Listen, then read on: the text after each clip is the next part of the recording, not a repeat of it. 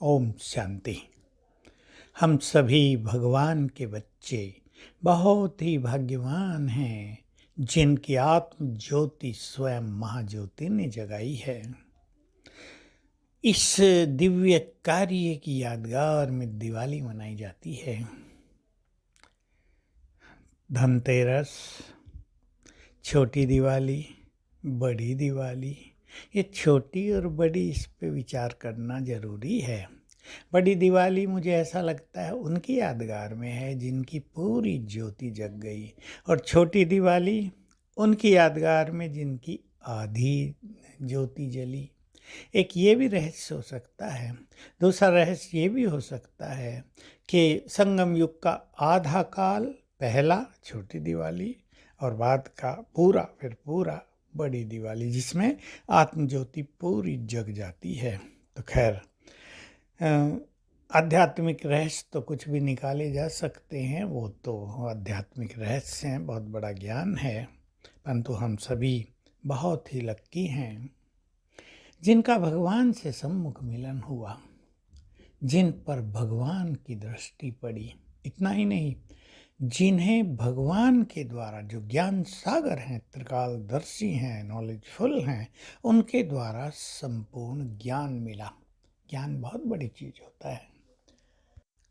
सत्य ज्ञान को हम कब से ढूंढ रहे थे। मैं तो जब अपने को देखता हूँ, मुझे ज्ञान में सबसे बड़ा आकर्षण, मेरी दो इच्छा थी जीवन में, एक भगवान मिले और दूसरा सत्य ज्ञान मिल जाए।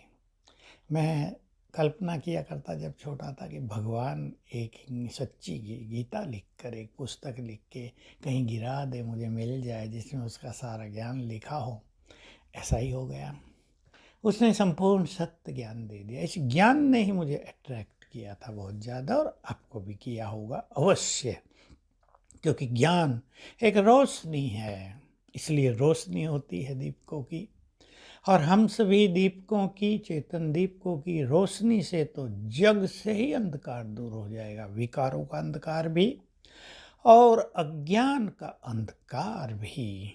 तो हम तो लाइट हाउस बन जाते हैं संसार के लिए, बल्कि लाइट हाउस भी क्या कहें, मास्टर ज्ञान सूर्य बन जाते हैं, जिनका प्रकाश संसार को नया प्रकाश प्रदान करता है।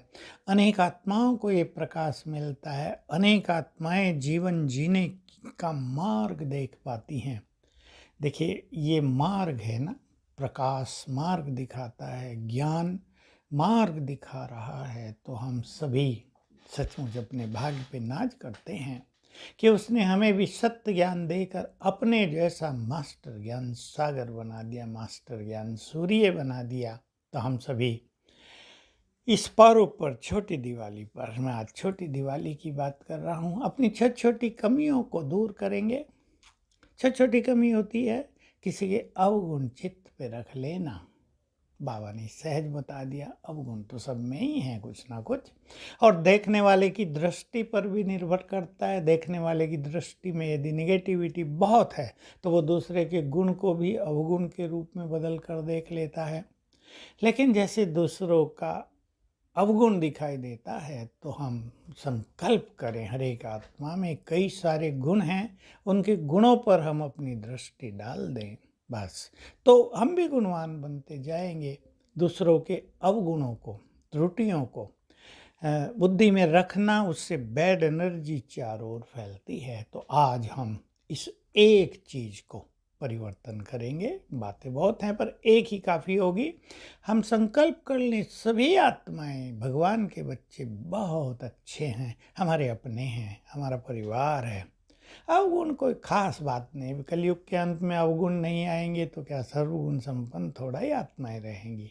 लेकिन बनना है, ये हमारा लक्ष्य है। तो आज के इस श्रेष्ठ दिवस पर आप सभी एंजॉय करें, खूब मनाएं, लेकिन अपने जीवन को बहुत महान बनाना है। हमारा मनाना तो बनना होता है।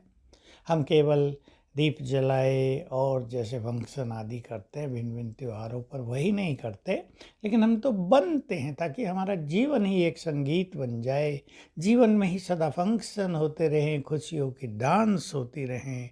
तो छोटी दिवाली की बहुत बहुत बधाई। फिर बड़ी दिवाली की उससे बड़ी बड़ी बधाई। आप सब आनंदित रहें। ओम शांति।